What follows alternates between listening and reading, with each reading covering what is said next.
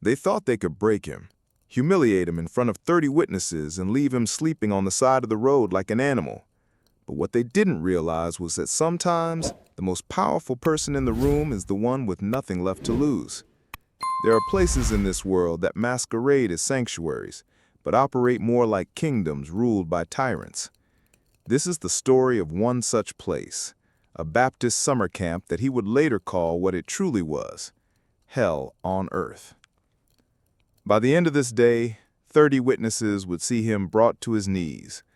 But by sunrise, they'd whisper about something else entirely, about the boy who refused to stay broken, and the quiet rebellion that would shake their little kingdom to its core.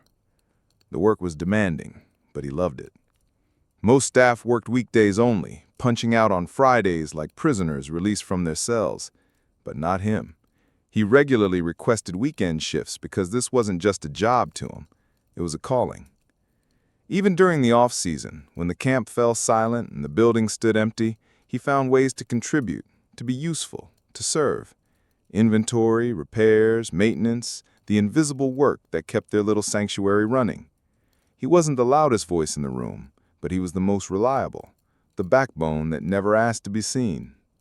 For 3 years, he gave everything.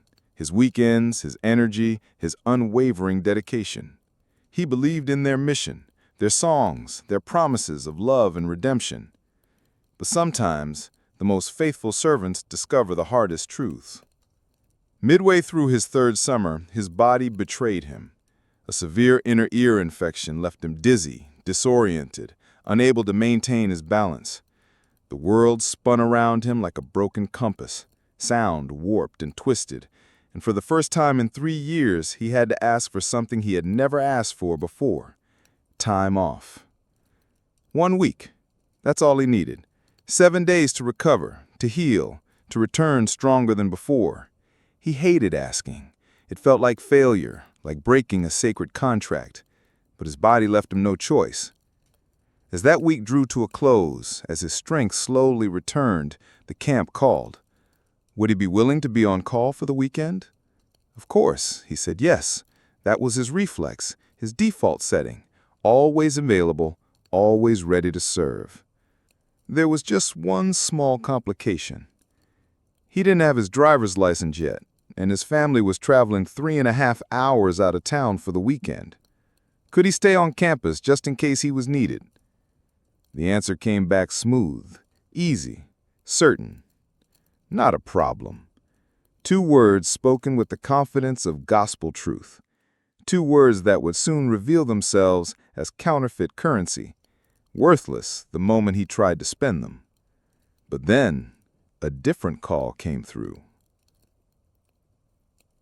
The voice on the other end belonged to Phil, and it carried a tone he had never heard before, polite, measured, but cold as winter stone. In the next 60 seconds, everything he believed about loyalty, about fairness, about the people he had served so faithfully was about to shatter like glass against concrete. What Phil said next would change everything.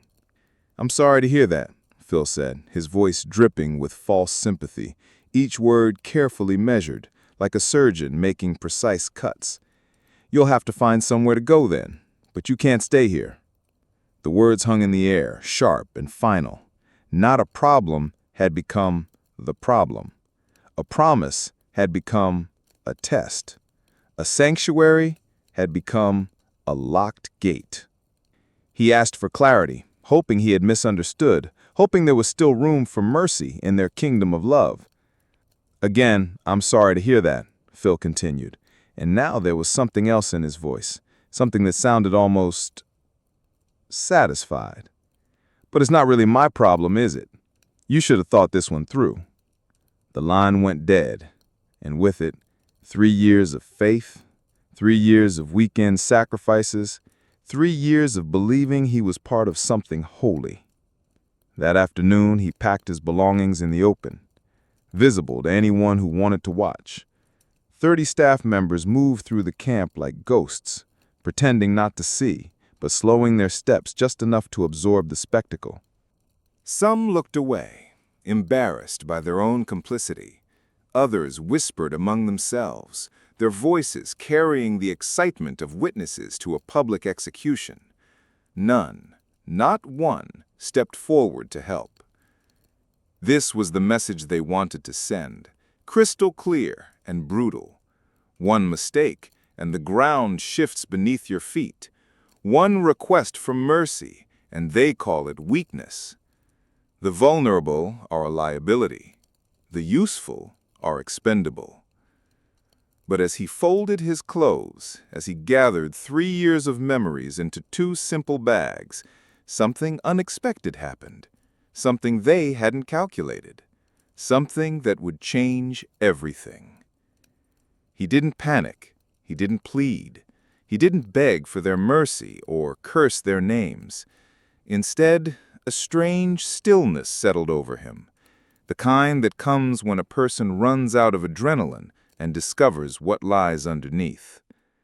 What they saw as defeat, he felt as liberation. What they intended as punishment, he received as revelation. They thought they were teaching him a lesson about power, about knowing his place, about the consequences of inconvenience. But the lesson he learned was entirely different. By dusk, they walked him out, some looking sorry, others pretending not to be present at all.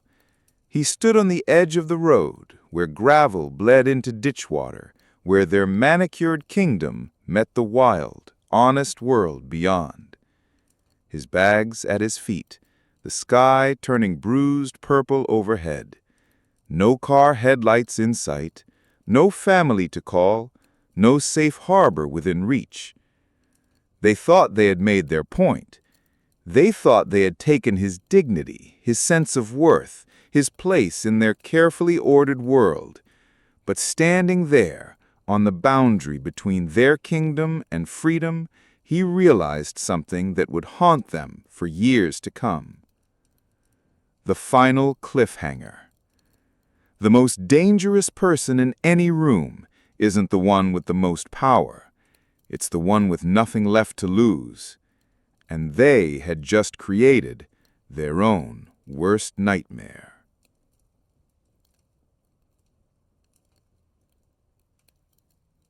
What happened next, in the days and weeks that followed, would expose the rot beneath their righteous facade, would turn their own congregation against them, and would prove that sometimes the meek really do inherit the earth. But that is a story for another day. Because this story, this moment of truth on a roadside at dusk, this was just the beginning. The real rebellion was yet to come.